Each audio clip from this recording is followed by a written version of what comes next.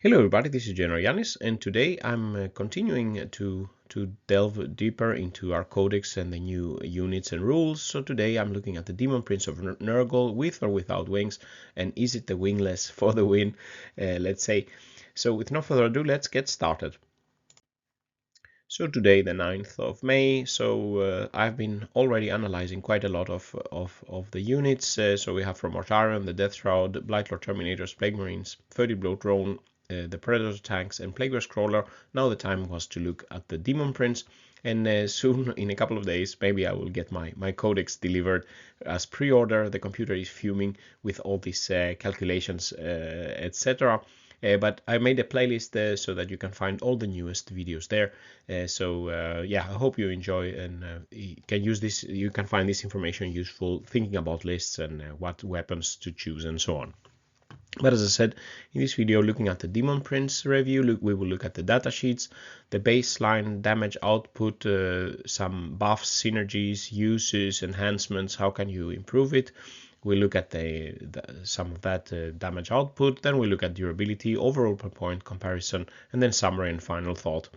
And as always, a very big special thanks to all my YouTube member GeneralJannis supporters. Please consider becoming a supporter if you want to support my efforts even further and get access to maybe a little bit more data or a preview showing of the new videos.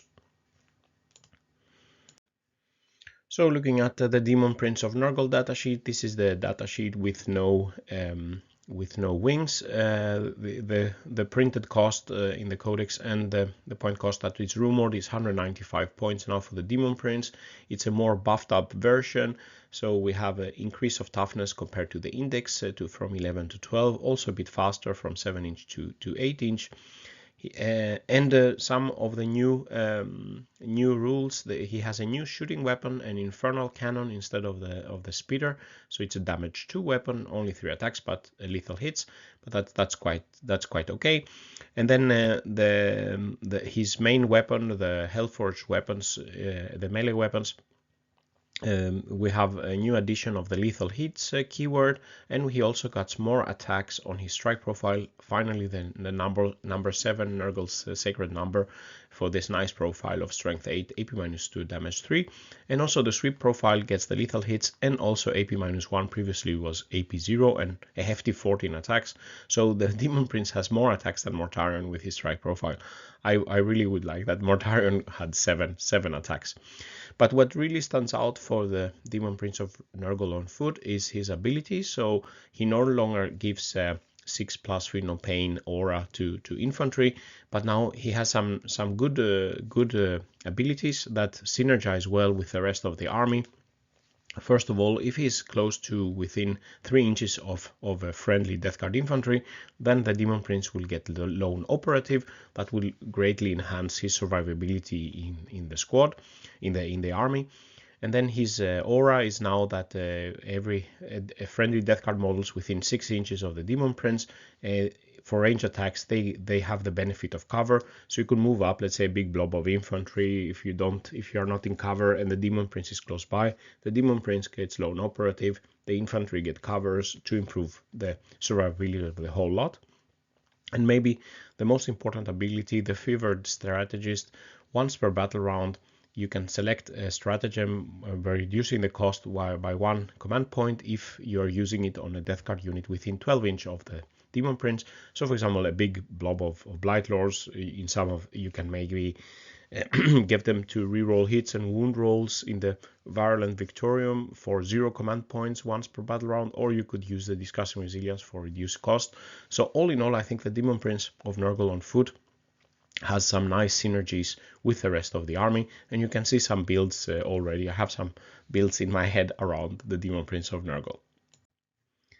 Looking then to his cousin, the wing version, the Demon Prince of Nurgle with wings, he has also increased the movement from 11 inch to 12 inch. He's faster, of course, with the wings. His toughness goes up from 10 to 11.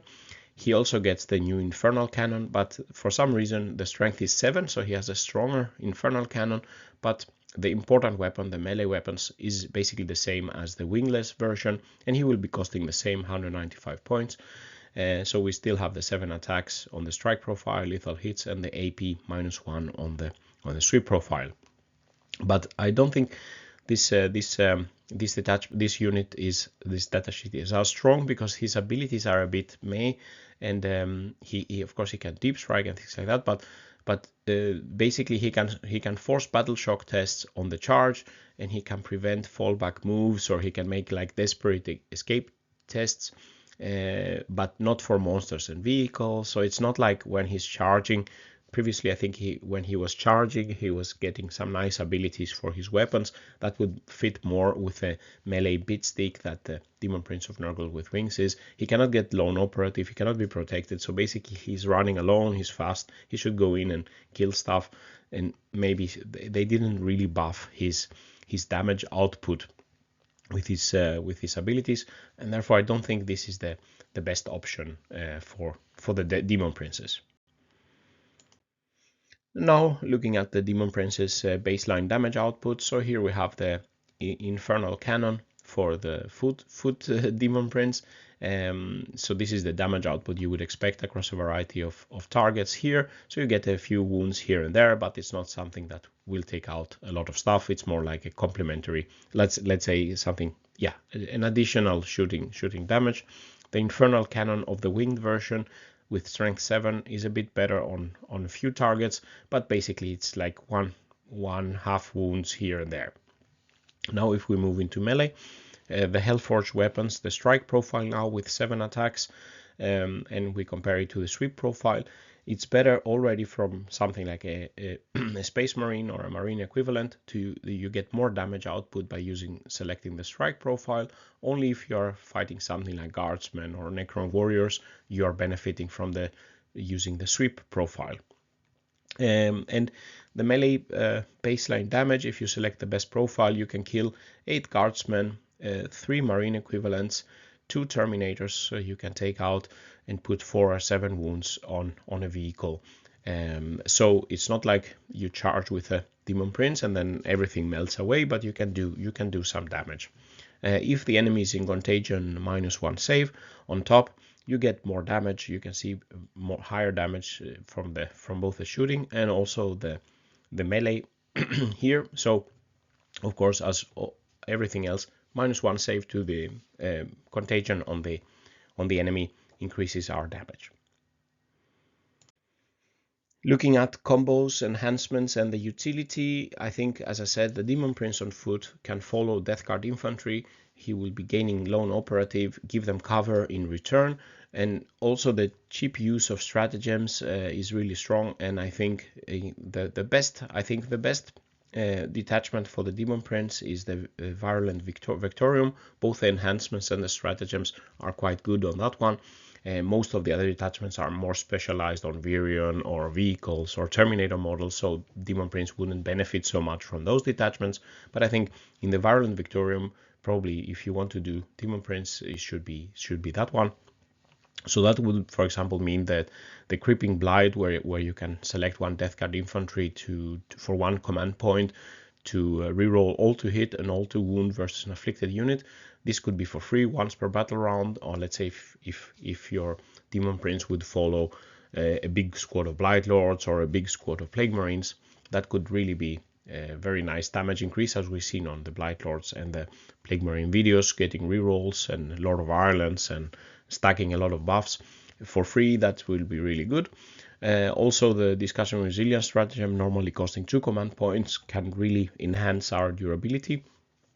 With a Demon Prince nearby, it would only cost 1 command point, but you have to be careful when if you choose the Creeping Blight, you can't take, let's say, the Discussing Resilience for the reduced cost in the same battle round.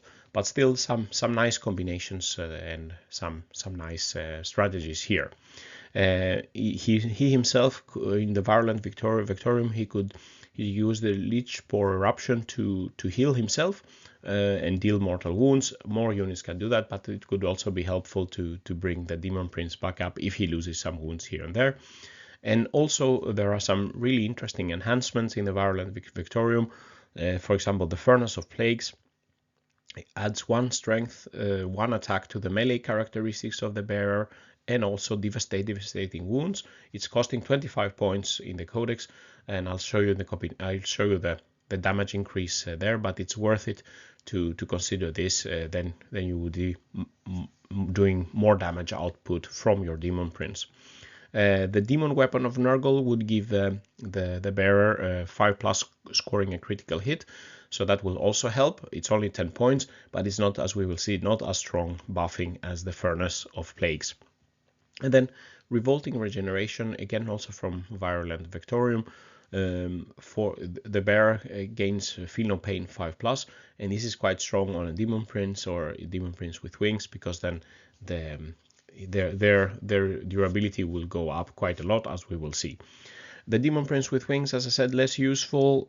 He's a melee bit stick, but not as strong to go at it. Maybe can we enhance his damage or something like this, but he will be more alone, and he doesn't have the strong synergies with our other units. So looking now at the Demon Princes with the enhancements and the damage output. So here we see the baseline damage output of the Hellforged weapon, strike and sweep, and this is the damage if you select the correct profile. What damage will you get? And here, if we have the Weapon of Nurgle giving us 5+ critical hits, basically lethal hits on 5+, we see for the infantry targets, the increase to the baseline is only 10%. For something against vehicles, we get 30%, so it's better against vehicles. But if we see at the Furnace of Plagues giving us devastating wounds, one more attack on the strike, let's say more strength also, we get higher damage output increase, 10% up to 60% for vehicles, something like this. So with the Furnace of Plague, Demon Prince, be that the winged or the wingless version, would be able to kill 9 guardsmen, 4 marine equivalent, 3 terminators. It could take out a rhino basically in melee, or if it shoots at first, it will definitely get out, and maybe 6 to 9 wounds on other vehicles. So again, not something that you just charge into and destroy everything, but it will be to start biting more. And if you have the -1 save contagion applied on the enemy, you would get more damage output than shown here. So looking now at the baseline durabilities, here we have the Demon Prince of Nurgle and the Prince of Nurgle with wings. We are comparing to Mortarion, and then if we add Revolting Resilience on the Demon Princes and just a Plaguebearer Scroller here as reference, as a quite very durable vehicle that we have in our lists. And here what I'm looking at is different weapons that are attacking our models here, and how many of those weapons does it take to take out, for example, 15 assault cannons could take out a Demon Prince, but 36 are needed for Mortarion. So the Demon Prince of Foot is more durable, a little bit more durable, thanks to the higher toughness compared to the winged version. They are not, of course, as tanky as Mortarion can be. They are quite similar to a Plaguebearer Scroller. Here you can see the average weapons they can take versus the light fire weapons and these heavier type of weapons. But if we add the Revolting Resilience enhancement for 20 points, not point correct here, but you can see you get 50%. You can take 50% more shots on average here, thanks to the 5+ Feel No Pain. So that can be quite strong improvement if you are wanting to buff their durability. Now looking at the overall per point comparison, this is everything now is corrected to 100 points, and here we are seeing I'm looking at the damage versus the average of the infantry targets, point corrected to 100 points, shooting damage 24-inch, 12-inch, and melee damage, most importantly for our big monsters and big characters and things like that. And this is the damage versus the vehicles targets I'm typically simulating. And here the durability index versus light weapons, index 100 is an intercessor, and index 100 for heavy weapons is a Space Marine Predator tank. And we can see in the baseline we have, let's say, the melee damage is around 3.4 or something for the Demon Prince of Nurgle, 2.3 for vehicles. If we compare it to Mortarion, per point we are almost the same, a little bit higher than Mortarion per point cost, assuming no Mortarion is 380 points. But if we look at some of our other characters, they have more damage output per point compared to the Demon Prince of Nurgle. For example, Typhus has a very high damage output per 100 points. A lot of contagion is also quite high. A lot of virulence also, and the lot of poxes. And of course, these characters are less tanky, let's say, than the Demon Prince or Mortarion, but they can be inside some squads protecting them. The Demon Prince of Nurgle on foot can get lone operative, also protecting him. But here we can see when we add the Weapon of Nurgle or the Furnace of Plagues, we increase the damage output. Still not as good as a lot of contagion per point if you only look strictly at melee damage output.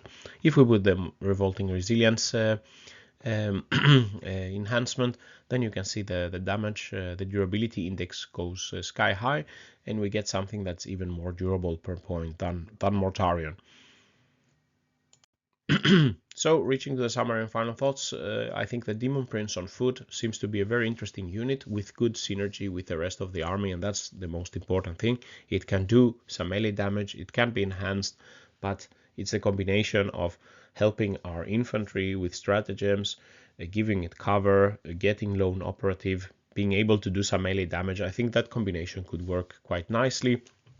So as I said, yeah, and the reduction of cost for stratagems can be really important. We have some very good stratagems, especially in the Virulent Vectorium. So the Virulent Vectorium includes some nice enhancement choices for the Demon Prince himself, especially the Furnace for more damage, or Revolting Resilience for the durability. Probably the Furnace if you can spare the points. And the nice stratagems for the Death Card unit that we can be discounted. The Ferric Blight is really strong. Discussing Resilience on a big blob of Terminators, especially against damage 3 weapons or something like that, that could be quite strong. Or our Plague Marines being attacked by damage 2 weapons, that could also be a lifesaver. The Demon Prince with wings, I think it doesn't fit as well. He's more exposed. He has the role, let's say, of a terrifying melee beat stick, but he's not so strong. He can't just melt things away just for that alone. So I think I'm really interested now in how to do it. I have the older version of the Demon Prince with the wings, so maybe I should clip the wings or something like this, or I need to get some of the new Demon Prince models to try out. So this concludes the video. What do you think about this analysis? Have you tried the Demon Prince? Let me know in the comments. Please press like and subscribe to my channel to help it grow. And as I said, very special thanks to my YouTube member, GeneralJannis supporters. Consider if you want to support my effort further. So with these words, GeneralJannis signing out. Stay safe out there, and bye-bye.